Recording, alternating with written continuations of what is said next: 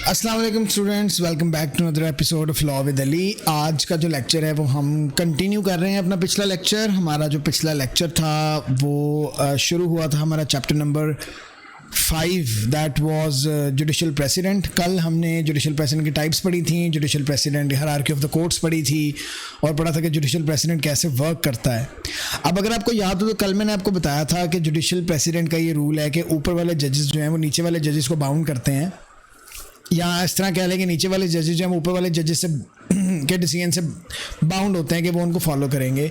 लेकिन कभी कभी जो मसला आता है वो आता है कि सेम लेवल के डिसीजंस का हम क्या करेंगे। मतलब अगर डिसीजन सेम लेवल के हों तो उन डिसीजंस का हम क्या करेंगे कि अगर सुप्रीम कोर्ट का एक डिसीजन है तो सुप्रीम कोर्ट के डिसीजन को सुप्रीम कोर्ट का ही कोई दूसरा जज आगे फ्यूचर में उसको फॉलो करेगा कि नहीं, और कोर्ट ऑफ अपील वाला क्या करेगा वगैरह वगैरह, वो हम आज पढ़ रहे हैं।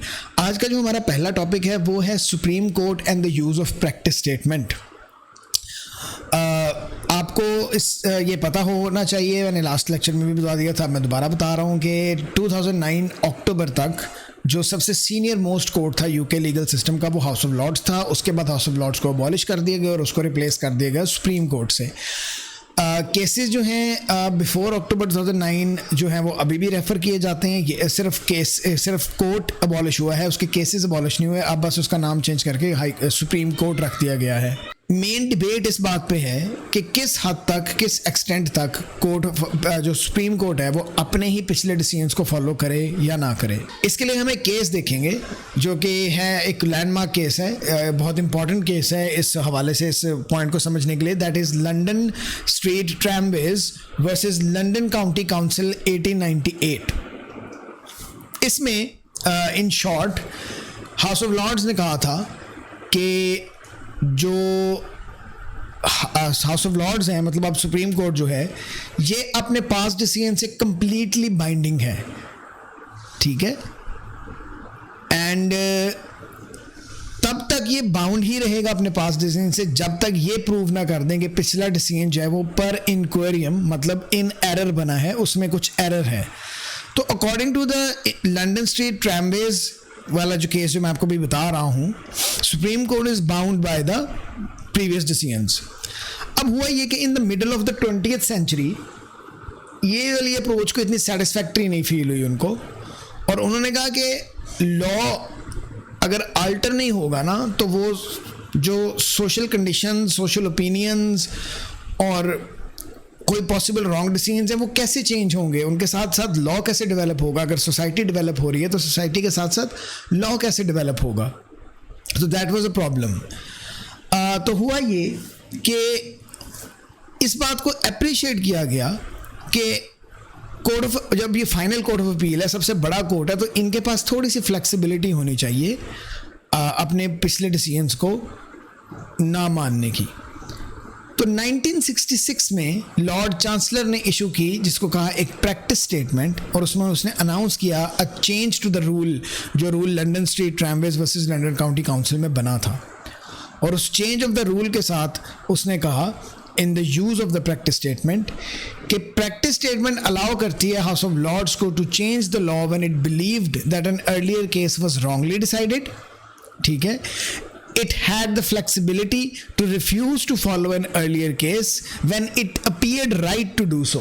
अब वो सिर्फ पर इंक्वायरियम या इन एरर वाला मसला नहीं रहा, अब ये भी हो गया कि अगर आप उनको दुरुस्त लगे, ये बात उनको ठीक लगे कि ये चेंज होना चाहिए तो वो कर सकते हैं। अब ये जो फ्रेज था ना appeared right to do so, it was vague, ठीक है, and there was very little guidance कि क्या मतलब right to do so, when is it right to do so, इसकी समझ नहीं आती, मतलब क्या मतलब।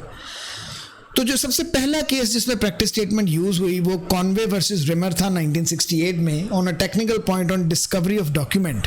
The first major use did not occur until 1972 in British Railways Board versus Herrington which involve the law on the duty of care owed to a child trespasser. ठीक हो गया।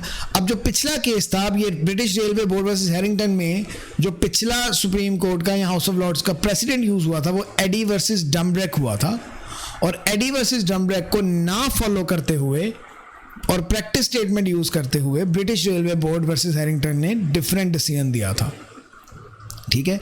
तो this was the major use of the practice statement. In short कहने का मतलब ये है कि प्रैक्टिस स्टेटमेंट की वजह से अब जो हाउस ऑफ लॉर्ड्स हैं या अब जो सुप्रीम कोर्ट है वो अपने पिछले डिसीजन को फॉलो करने पे बाउंड नहीं है। They can use the practice statement and can avoid using और फॉलोइंग द पास्ट डिसीजन। ठीक हो गया।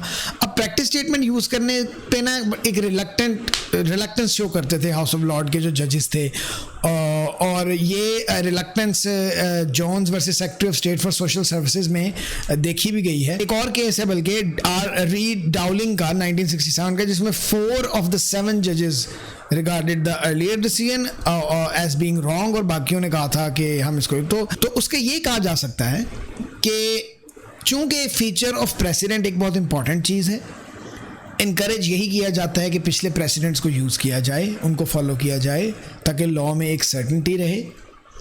लेकिन जैसा कि वो ट्रैम्वेज वाले केस में बोला गया था कि सर्टेनिटी इज़ मोर इम्पॉर्टेंट, लेकिन स्टिल अगर अब हम ये कहें कि they are bound by it, तो हम कह सकते हैं कि no, with the introduction of the practice statement by the lord chancellor, supreme court is not bound to follow their previous decision. यही जो सेम अप्रोच है वो नूलर के केस में भी हुई थी, नूलर लिमिटेड वर्सेस डीपीपी में, और from the mid 1970s onward House of Lord showed a little more willingness to use the practice statement. पहले रिलक्टेंस थी, लेकिन अब मोर विलिंगनेस आ गई है। Miliangos versus George Frank Limited के अंदर हाउस ऑफ लॉर्ड ने प्रैक्टिस स्टेटमेंट यूज़ की थी और ओवर रूल कर दी थी प्रीवियस जजमेंट। उसके बाद Murphy versus Brentford District Council 1990 में प्रैक्टिस स्टेटमेंट यूज़ हुई थी। Anns versus Merton London Borough Council में हुई थी, और पेपर वर्सेस हार्ट जो एक फेमस केस है उसके अंदर भी प्रैक्टिस स्टेटमेंट यूज़ हुई थी, और पिछला जो रूल है केस है वो नहीं माना गया था। प्रैक्टिस स्टेटमेंट क्रिमिनल लॉ की बात कर ले तो प्रैक्टिस स्टेटमेंट जो है वो स्ट्रेस करती है कि criminal law needs to be certain and the supreme court does not often use it in criminal cases. When it is used there is a recognition that an error may have been made previously. तो जैसे मैं आपको पहले बताया कि जो criminal law है उसमें जो है वो सर्टेनिटी बहुत ज़्यादा ज़रूरी है, तो उसमें स्ट्रेस किया जाता है कि क्रिमिनल केसेस में प्रैक्टिस स्टेटमेंट ना यूज़ की जाए तो बेहतर है, और अगर यूज़ की भी है तो वो सिर्फ तभी की जाए अगर पिछला जो डिसीजन है जिसको फॉलो करना है उसमें कोई एरर है, तो आप उसको फॉलो ना करें, वरना आप प्रेसिडेंट सिस्टम चलते रहने दें। और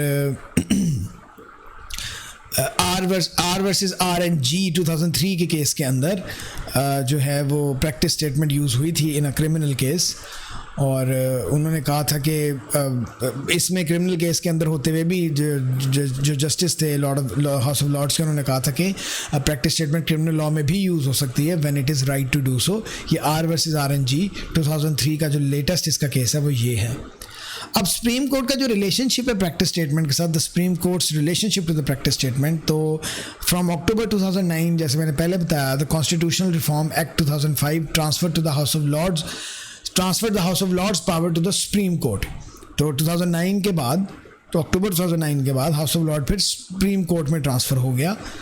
तो तब थोड़ी सी कन्फ्यूजन थी कि क्या practice statement House of Lords ही यूज़ कर सकते थे कि सुप्रीम कोर्ट भी यूज़ कर सकता है, लेकिन Austin versus London Borough of Southwark 2010 के अंदर जो है वो प्रैक्टिस स्टेटमेंट सुप्रीम कोर्ट ने भी उसी तरह यूज़ की जैसे हाउस ऑफ लॉर्ड्स यूज़ करते थे। इसके साथ ही गाइस हमारा ये जो पार्ट है supreme court and the use of practice statement ये ख़त्म हो जाता है। पहले मैंने सोचा था कि मैं supreme court and the use of practice statement और साथ कोर्ट ऑफ अपील का भी साथ ही बना दूं, बट ये प्रैक्टिस स्टेटमेंट जो है supreme court and practice statement this is very important, तो सोचा इस वीडियो को अलग ही रखता हूं, और नेक्स्ट वीडियो में मैं फिर कोर्ट ऑफ अपील का बताऊंगा कि वो अगर मानना चाहें अपने प्रीवियस डिसीजंस तो वो क्या कर सकते हैं, और कौन सा केस था जिसकी वजह से उनको थोड़ा सा फ्लेक्सिबिलिटी मिली थी।